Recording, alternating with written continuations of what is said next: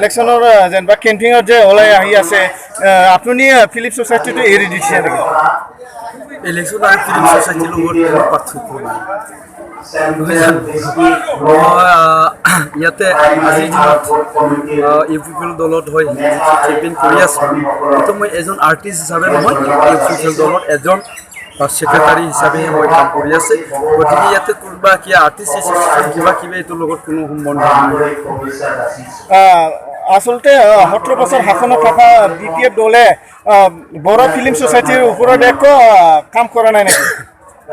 মই সেইটোকে কৈ আহিছোঁ যে 17 বছৰত বি পি এফ চৰকাৰে চিনেমা এণ্ড কালচাৰ ডিপাৰ্টমেণ্টক লৈ পেলাই কোনো কালচাৰ বা চিনেমাৰ কাৰণে একোৱেই কাম নকৰিলে। কিন্তু ইয়াৰ বিনিময়ত একেদখলে চিনেমা এণ্ড কালচাৰ ডিপাৰ্টমেণ্টৰ যিখিনি পইচা আহে সেই সকলোবোৰ নিজৰ মাজতে বিতৰণ কৰি লৈছে। এইটো আমাৰ আৰ্টিষ্টসকলৰ বাবে এটা দুৰ্ভাগ্যজনক। মানে মই অলপ আগতে সেইদিনাখনো কৈছোঁ যে আমি 2015 চনৰ পৰা 2020 চনলৈকে আৰ্টিআই কৰিছোঁ কালচাৰ ডিপাৰ্টমেণ্টত। ইয়াৰে কিছু আমি অংক ৰিপৰ্টটো পাইছোঁ, 100% পোৱা নাই। কিন্তু যিখিনি পাইছে এইটো বহুত মানে দুৰ্ভাগ্যজনক। মই সিদিনা এখনো কৈছোঁ যে ই এমৰ পি এ একেতে নিজৰ ক্লিনিকৰ নামত 5 বছৰত 4বাৰ না কিবা চিনেমা বনোৱাৰ নামত পইচা ওলাই লৈছে। তাৰপিছত বাকীখিনি যিবিলাক লিষ্টত আছে, যিবিলাক 4 লাখ 5 লাখ 6 লাখ টকা পইচা ল'লে চিনেমা ডিপাৰ্টমেণ্টৰ পৰা, কোনেও চিনেমা প্ৰডিউচাৰ নহয়, কোনোজনে মানে আৰ্টিষ্ট নহয়। সেইকাৰণে আমাৰ কাৰণে ইয়াত দুৰ্ভাগ্যজনক। গতিকে আজিৰ দিনত সকলো যি শিল্পী আছে, যিসকলে ভাল কথা চিন্তা কৰিছে, যিসকলে পৰিৱৰ্তনৰ কথাবোৰ চিন্তা কৰিছে, এই কথাবোৰটো লৈ পেলাই একেদখলে আজি ইউ পি পি এল দলৰ হৈ কাম কৰি আছে। আৰু যিসকলে টেম্পৰাৰী নিজৰ স্বাৰ্থৰ কাৰণে আছে, একেদখলে চাগে বি পি এফৰ লগত আছে। বৰ্তমান সময়ত বি টি চি নিৰ্বাচনৰ সমূহ চব বড়ো শিল্পীবিলাকত যে ইউ পি পি এল দলত হৈ কেম্পিং কৰা দেখা পাই আছে। আচলতে এইবিলাক একো সহায় পোৱা নাই নেকি আপোনাৰ মতে?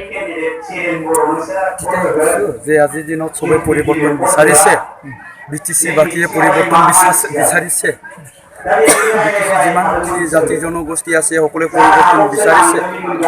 গতিকে আজিৰ দিনত চবে ব্যক্তিগতভাৱে সিদ্ধান্ত লৈছে, শিল্পী হিচাপে নহয়। আমিও এজন মানুহ নহয় জানো, শিল্পী হ'লেও আমি এজন মানুহ। গতিকে নিজে ব্যক্তিগতভাৱে পাৰ্চনেলি সিদ্ধান্তটো চবে লৈছে, শিল্পী হিচাপে নহয়।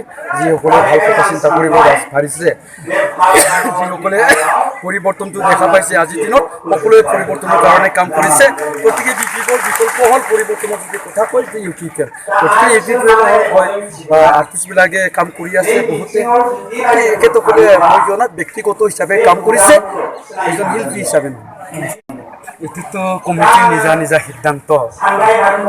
কিন্তু বহুত কিবা আমি দেখা পাইছোঁ বাহিৰৰ পৰা 15 লাখ 20 লাখ পইচা দি পেলাই আৰ্টিষ্ট আনে।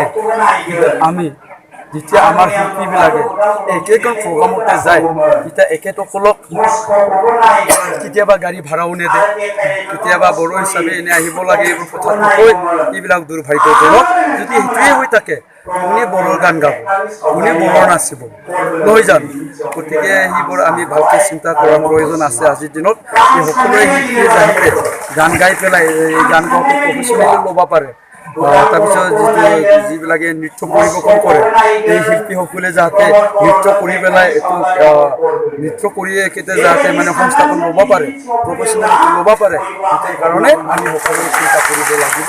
মই সকলোকে সেইটো কাৰণে মই আহ্বান কৰিম।